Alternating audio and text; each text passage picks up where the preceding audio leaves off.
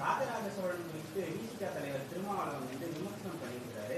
எந்த அரசின் மீதும் எனக்கு வந்து மதிப்பு கிடையாது, நான் யாரையும் பெரிய சக்தியாக பார்க்கறது இல்லை, அவங்க காலத்துல தான் வந்து சமஸ்கிருதம் உள்ள வந்தது, தமிழ் அழிஞ்சு போனது அப்படின்னு சொல்லியிருக்காரு. ராஜராஜ சோழன் குறித்தும் திருமாவளவன் அவர்கள் பேசுறது குறித்து உங்களுடைய பார்வை? அதுல எனக்கு ஒன்றும் கருத்து இல்லை. நான் வந்து என்னுடைய பெருமைக்குரிய என் முன்னோரா நான் பார்க்குறேன். அரசனுக்கு அரசன் அருண்மொழி சோழன், அவனுக்கு அப்படி ஒரு பேர் இருக்குல்ல, அதில் கூப்பிட வேண்டியது என்ன? சரி, அவர் ராமசாமிங்கிறது என்ன பேரு? என்ன பேரு? அப்பாவுக்கு ராமசாமின்னு இருந்ததை எங்க அண்ணன் மாத்தி தொல்காப்பின்னு வச்சுட்டார்ல. இப்ப ஈவேராவுக்கு ராமசாமி, அந்த பேர் என்ன பேரு? அவர் தான் ஆரியத்தை எதிர்த்தாரு. அப்ப ஆரிய தாய்மொழி சமஸ்கிருதம், அப்ப அதையும் எதுக்குறது தானே பொருள். அந்த பேரையே மாத்திக்கல. ஒரு பேரையே மாத்தாதவரை சமூகத்தை மாத்தினாருன்னு பேசிட்டு அலையிறியே, சொல்லுங்க.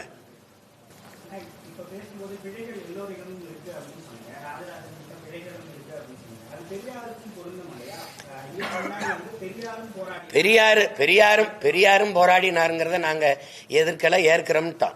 பெரியார் தான் போராடினாருன்னு சொல்லிட்டு இருக்க கூடாது. எனக்கு டவுசர் போட்டது, பல்லு விளக்கி விட்டது, முடி வெட்டி விட்டதெல்லாம் அவர் தான், படிக்க வச்சதெல்லாம் அவர் தான் சொல்லக்கூடாது. பெண்ணிய உரிமையெல்லாம் 100க்கும் மேற்பட்ட பெண்பார் புலவர்கள் எங்களுக்கு இருக்கிறாங்க.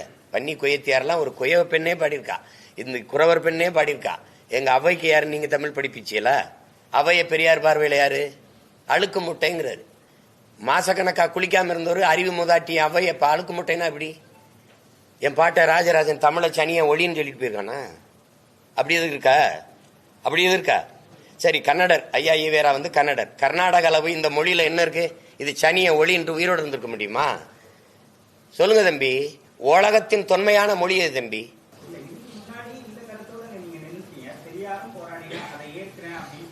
அப்படி நீங்க சொல்ல வரல. அப்படி நீங்க அப்படி இருக்கல. எல்லாம் பெரியாருங்கும் போது நாங்க என்ன சொல்றோம்? எங்க இனத்தின் முன்னோர்கள் எல்லாரும் பெரியாருன்றோம். நீங்க அப்படித்தானே நீங்க பார்க்கணும். நீங்க எல்லாமே அவர் தாங்கும் போது வெறி வருமா வராதா? நீ இறைவனை விமர்சிச்ச, நீ அதை ஏற்க சொன்ன. ஈவேராவை விமர்சிக்கும் போது எதிர்த்து நிக்கிற. என்ன உன் கருத்து சுதந்திரம்? என்ன உன் பகுத்தறிவு? நான் கேட்கறதுக்கு கேள்விக்கு பதில் தான் சொல்லணும். அங்க எங்க ஆத்தாவை இழுக்கிறது, என் மனைவி இழுக்கிறது, என் பரவுக்கு இதெல்லாம் பேசுனா நீ என்ன பெண்ணியம் போட்டுற? என்ன பெண்ணியம் போட்டுற? இந்த கோவை ராமகிருஷ்ணன் பேசுறான், குருமூர்த்திக்கு பிறந்தவங்கிறான். ஏண்டா நீ யாருக்குடா பிறந்த? நீ யாருக்கு பிறந்த? நீ ராஜாஜிக்கு பிறந்தியாடா?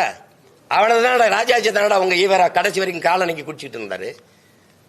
ஆச்சாரியாரோடவும் பிராமணர்களோடவும் சேர்ந்து துணையோடு நான் திராவிட நாடு அடைவேங்கிறாரு. இது எப்படி திராவிட நாடு? இதுக்கு யார் பதில் சொல்றது? கடைசி வரை ராஜாஜி அவர்களோடு ஈவேரா ஐயா நட்போடு இருந்தாரா இல்லையா? அப்பெல்லாம் நீங்க ராஜாஜிக்கு பிறந்தீங்கன்னு நான் சொன்னா எப்படி இருக்கும்? திராவிடம் பேசுறவனா ராஜாஜிக்கு பிறந்தவனா எப்படா இருக்கும்? அந்த மேடையில் உட்கார்ந்துருக்காப்ல ஒருத்தன் பேசுறாங்க, என்னை குருமூர்த்திக்கு பிறந்தவங்கிறான். இதுதான் உங்க ஈவேரா கற்றுக் கொடுத்த பண்பாடாடா, நாகரிகமாடா? அயோக்கிய பயல்களா? என் தாய் நிலத்தில் உட்கார்ந்துக்கிட்டு என்ன திராவிடம்னா என்னன்னு சொல்றான்? எதுக்கு கொண்டு வரப்பட்டதுன்னு சொல்றான்? ஆரியத்தை எதுக்கு எஸ்.வி. சேகரையும் இந்த மைத்திரையனின் கட்சியில சேர்த்து வந்த திராவிடம்? 30 ஆண்டுகளா உன் திராவிடம் ஆரிய பெண்ணை தலைமையேற்றுச்சடா. அன்னைக்கு நான்கு கண்டு செத்தியா காலில் விழுந்து பதவி அனுப்பிச்சுட்டு இருந்த உன் திராவிடம். அறிவு தெளிவு கொண்டு அடிமைப்பட்டு கிடந்த தமிழ் தேசிய நம்ம அரசியல் புரிதலோடு எழுச்சி கொண்டு வருது. இது பிரபாகரன் பிள்ளைகளின் காலம். சும்மா வந்துகிட்டு குறுக்கு மேற்கம் வாடக்கூடாது. அதெல்லாம் ஒரு காலம். ஒரு பெரிய எழுச்சி கொண்டு எழுந்து வருது தமிழ் தேசிய அரசியல் தெரியாம குறுக்கா திராவிடம் என்ன? நீ நல்ல வீரனா இருந்தா ஈவேராங்கிற தந்தை பெரியாரை சீமான் எதிர்த்து பேசிட்டான். அவனுக்கு ஓட்டுப்படாதுன்னு தேர்தல் காலத்துல ஒரு மகன் பேசுறான். ஒருத்தன் பேசுறா பாப்போம். ஒருத்தன் பேசுறா எவனாவது ஒரு வீர மகன் பெரியாரை இழிவா பேசிட்டான், அவனுக்கு ஓட்டு போடாதீர்கள் அப்படின்னு பொது மேடையில பேசுறா பாப்போம். பேசு. பெரியாரை நாங்க போற்றுறோம், அதனால எங்களுக்கு ஓட்டு போடுன்னு சொல்லு. நல்ல ஆண்மகன். எந்த தலைவனுக்கு இங்க ஓட்டு இருக்கு? நான் சொல்லுவேன், எனக்கு இருக்கு, என் கொள்கைக்கு இருக்கு. எனக்கு விழுந்த ஓட்டு ₹1 பணம் வாங்காம என் சொந்தங்கள் என் நோக்கத்திற்கு என் கொள்கைக்கு போட்ட ஓட்டு. உங்களுக்கு எவருக்காவது ஓட்டுருக்கா? காந்திக்கு தான் ஓட்டு இருக்கு. நீங்க கொடுக்குற 1000 2000 அந்த படத்துல ரூபாயில இருக்கிற காந்திக்கு தான் ஓட்டு. இங்க யாருக்கு ஓட்டு? உங்க ஈவேராவுக்கு ஓட்டா? இல்ல உங்க உங்க ஐயா கருணாநிதிக்கு ஓட்டா? யாருக்கு ஓட்டு? இல்ல ஐயா ஸ்டாலினுக்கா, ஐயா எடப்பாடிக்கா? வெக்கம் இல்லாம பேசிட்டு இருக்கிறீங்க. தேர்தலில் வாக்குக்கு காசு கொடுக்காம நல்ல மானமுள்ள வீர ஆண்மகன் என்னை வென்று காட்டுறான். ஒருத்தன் வாக்குக்கு காசு கொடுக்க கூடாது. நில்லு, தேர்தலை பார்ப்போம். கூட்டத்துக்கு காசு கொடுக்காம கூட்டி காட்டு பார்ப்போம். மகளிர் மாநாடு போடணும், வட இந்திய பெண்களை கூட்டி வந்து சிப்கார்ட்ல வேலை செஞ்சு ஜீன்ஸ் பண்ணிட்டு காப்பி டீ ஷர்ட்டும் போட்டுக்கிட்டு சோப்பு டீ ஷர்ட் போட்டு 500 அவள்கிட்ட போய் பத்திரிகைக்கு போய் இதர் மேக சாத் மேகன்னு வச்சுட்டு போயிட்டு இருக்காங்க. என்ன திமுக மகளிர் மாநாட்டில் என்ன சிரிக்கிற? கேவலம். மேசையில பெண்கள் உட்காரக்குள்ள ஒரு பை இருக்கு, எடுத்தா இந்தா பாருங்க தண்ணி, இந்தா பாருங்க பிரியாணி, இந்தா பாருங்க இது. கால கொடுமை. செத்து போன தத்துவங்களை வச்சுக்கிட்டு நான் தான் பல முறை சொல்லிட்டேன். வைத்தியகாந்த் இருந்தாலும் உச்சக்கட்ட காட்சி பத்திரிக்கா கிளைமேக்ஸ் 2 அடுக்குக்கு முன்னாடி ஐயா விஜயகாந்த் கொல்லப்பட்டுருவாப்ல. ஆனா அவர் குத்துயிருங்கிற இருக்கும்போது அக்கா ரேவதியை கூப்பிட்டு இந்த வாரம் அந்த அவங்களை கூட்டி வந்து தப்பிச்சு ஓட விடு, என்னை இந்த ஊர் எல்லையில ஐயனார் கோயில்ல வந்து இந்த அருவாலோட அப்படி நிறுத்திருந்தாப்ல. 2 ரீலுக்கு முன்னாடி 2 அடுக்குக்கு முன்னாடி இறந்து போனவர் அப்படி நிப்பாப்ல. இப்ப நிக்கிறது யாரு? திராவிடம். புரியுதா? அப்புறம் கிட்ட ராதாரவி என்ன வந்து இப்படி வெள்ளிக்கிழமை ராமசாமி வந்து நிப்பாப்ல. நின்ன உடனே டேன்னு அப்படி போகும்போது காத்தடிக்கும் போது அப்படி செத்து அப்படியே விழுவாப்ல.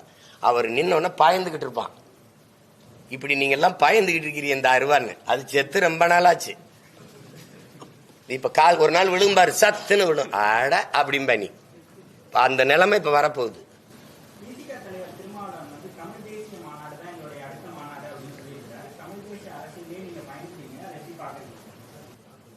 இப்ப நான் பேசினதே எங்க அண்ணன் 2006க்கு முன்னாடி பேசினாப்ல. நான் பேசுறது புதுசு ஒண்ணு கிடையாது. அவர் எங்களை இப்படி இப்ப தம்பி இப்படி உட்கார வச்சுக்கிட்டு முன்னாடி பேசுனது. அததான் நாங்க என்னமோ ஈவேராவை ஏத்துட்டோம்னு. தாய்மண் இதல்ல. மதிப்பிற்குரிய அறிவர் ஐயா ரவிக்குமார் எழுதின கட்டுரைகள் இருக்கு.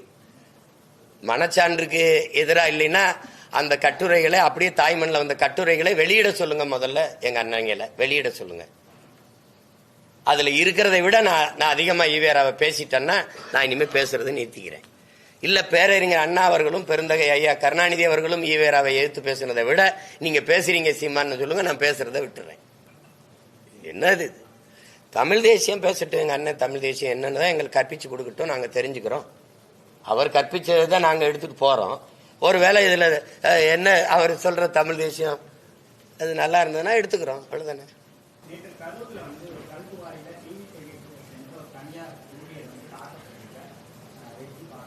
அதான் நியூஸ் 24/7 அந்த தாக்கப்படுறதை எப்படி பார்ப்போம்?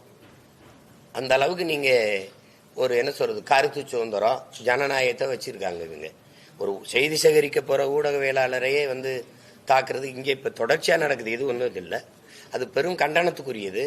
அதை நாங்க கூட கண்டிச்சு அறிக்கை கொடுத்துருக்கோம்.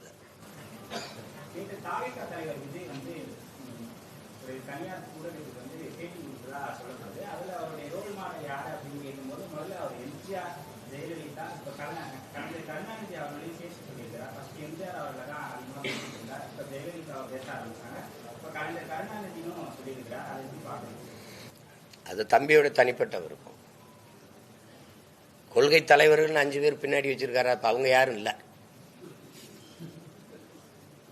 எனக்கு அதெல்லாம் இல்லை. எனக்கு நிறைய முன்மாதிரிகள் இருக்கிறாங்க. நாங்க ஏற்றுக்கொண்ட ஒரே தலைவன் எங்களுக்கு தெரியும். எங்கள் உயிர் தலைவன் பிரபாகரன். என் இனத்தின் எல்லாமுமாக என் தலைவன் இருந்தார். எங்களுக்கு வரலாறு அறிவியல் எல்லாமே இருந்தாப்புல. எங்களுக்கு எல்லாமே அவர் ஒரு சரியான வழித்தடமா எங்களுக்கு இருந்தாரு. எங்கள் முன்னவர்கள் நிறைய இருக்கிறாங்க. உண்மையும் நேர்மையுமான எளிய அப்படின்னா பெருந்தலைவர் காமராஜர். தன்னலமற்ற ஒரு தொண்டு அப்படின்னா எங்க பாட்டனார் வஉசியை தாண்டி இங்க ஒன்றும் இல்லை. எங்க தாத்தா முத்துராமலிங்க தேவர், கக்கன் இவங்களெல்லாம் தாண்டி இங்க எங்களுக்கு ஒன்றும் இல்லை. வாழுகிற ஒரு மனித புனிதனா எங்க அப்பா இன்னைக்கு நல்ல கண்ணு இருக்காரு, அவரை தாண்டி இங்க ஒன்றும் இல்லை. எங்களுக்கு இப்படி ஒருத்தர் 2 பேர் இல்லை, எங்களுக்கு நிறைய பேர் இருக்கிறாங்க. அதனால அது தம்பியுடைய விருப்பம். தம்பி அதை ஏற்றுக்கிறாரு. ஆனால் எந்த இடத்துல இப்ப ஐயா எம்ஜிஆரை எதுல எடுத்துக்கிட்டேன், அம்மா ஜெயலலிதாவை எதுல எடுத்துக்கிட்டேன், இப்ப ஊழல் வழக்குல குற்றஞ்சாட்டுப்பட்டு உள்ள போனதை எடுத்துக்கிட்டேன், அப்படி இருக்குல்ல. எம்ஜிஆர் வந்து முதலா எல்லாமே பயிற்று மொழி தமிழா இருந்ததா பயிற்று மொழி ஆங்கிலமா மாத்தினாரு. அதை நான் வரவேற்று எடுத்துக்கிட்டேன். புரியுதா? நான் சொல்றது உங்களுக்கு புரியுதுன்னு நினைக்கிறேன். இப்ப அப்படி முல்லை பெரியாற்று அணையை பாதுகாக்கிற உரிமை தமிழ்நாட்டுக்கு இருந்தது. அதை அவர் கேரளாவுக்கு எழுதி கொடுத்துட்டு வந்தாரு. அது எனக்கு பிடிச்சிருந்தது, எடுத்துக்கிட்டேன். அப்படி இருக்கணும். இப்ப நாங்க இதையெல்லாம் எடுக்கல. எதை எடுத்துக்கிட்டோம்? எங்களுக்கு தேச விடுதலைக்கு எங்கள் தலைவன் போராடும் போது தான் பெற்ற மகனை போல எங்கள் தலைவனை நேசித்து நின்று இருகரமும் கொடுத்த உதவி அந்த பேரன்புக்கும் அந்த பற்றுக்கும் நாங்க வந்து அவரை போற்றோம். நான் ஒரு காரணம் சொல்றேன்ல, அப்படி சொல்லணும், ஏதாவது சொல்லணும். அம்மையார் ஜெயலலிதாட்ட இந்தந்த முடிவுகள் எனக்கு சரியா இருந்தது, அதனால எடுத்துக்கிட்டேன் அப்படின்னு சொல்லணும். அது இல்லாம மொட்டையா சொல்லக்கூடாதுல்ல. அல்ல, தமிழகத்துல இருக்கிற எல்லா தலைவர்களும் செய்தியாளர் சந்திப்பு நடத்துறாங்க. இன்க்ளூடிங் நீங்க எங்க போனாலுமே செய்தியாளர் சந்திக்கிறீங்க. இந்த சந்திப்பை விஜய் அவர்கள் மறுக்கிறாங்க. அதை நீங்க எப்படி நான் பாக்குறீங்க? எல்லாரும் அவரை தேடிதான் போய் பாக்குற மாதிரி நிலைமை இருக்கிற மாதிரி அதை எப்படி நீங்க பாக்குறீங்க? அதுல எனக்கு கருத்து இல்லை, அது அவரவர் விருப்பம். இது வந்து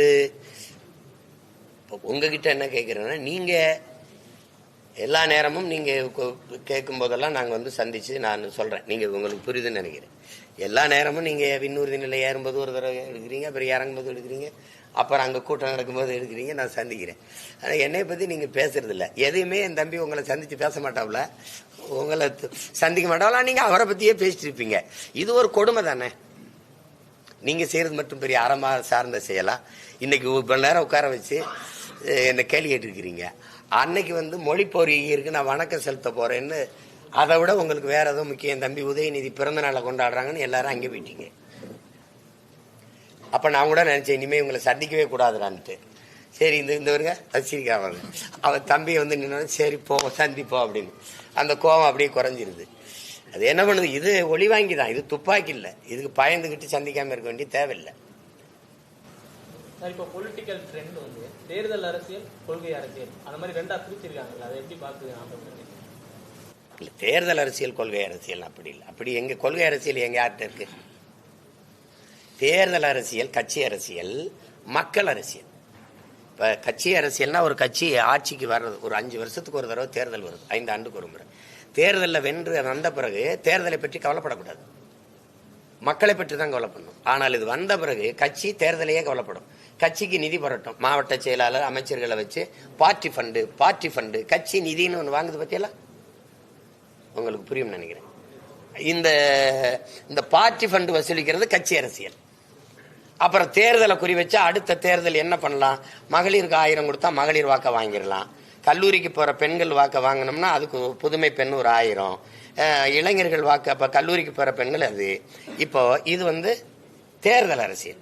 இப்ப மடிக்கணினி 11ஆப்பு 12ஆப்பு படிக்கிற பையங்களுக்கு கொடுக்காம கல்லூரியில 2ஆம் ஆண்டு, மருத்துவக் கல்லூரியில 2ஆம் ஆண்டு 3ஆம் ஆண்டு படிக்கிறவங்களுக்கு ஏன் கொடுக்கணும்? இந்த 11, 12க்கு வாக்குரிமை வரல, இவனுக்கு வாக்குரிமை இருக்கு. அப்ப அவன்கிட்ட கொடுத்தோம்னா தேர்தல் அரசியல். இங்க பாருங்க தம்பி, போன ஆண்டு கொடுத்திருந்தா அந்த மடிக்கணினிய, அது மக்கள் அரசியல். அடுத்த மாதம் தேர்தல் வரும்போது இப்ப கொடுத்தா அது தேர்தல் அரசியல். இப்ப போன ஆண்டு பொங்கலுக்கு நீங்க வேட்டி சேலை அரிசி இந்த 3000 கொடுக்கல, இந்த 3000 கொடுக்கல, 1000 கூட கொடுக்கல. இந்த வாட்டி 3000 கொடுக்கறது காரணம், அடுத்த மாசம் பிப்ரவரி 20க்கு மேல தேர்தல் அறிவிக்க போறான். அப்ப இப்ப கொடுத்தா அது ஞாபகத்துல வந்து வாக்கா மாறும். இது தேர்தல் அரசியல். இந்த காசை போன ஆண்டு கொடுத்திருந்தா அது மக்கள் அரசியல். விளங்கிருச்சா? அதுதான்.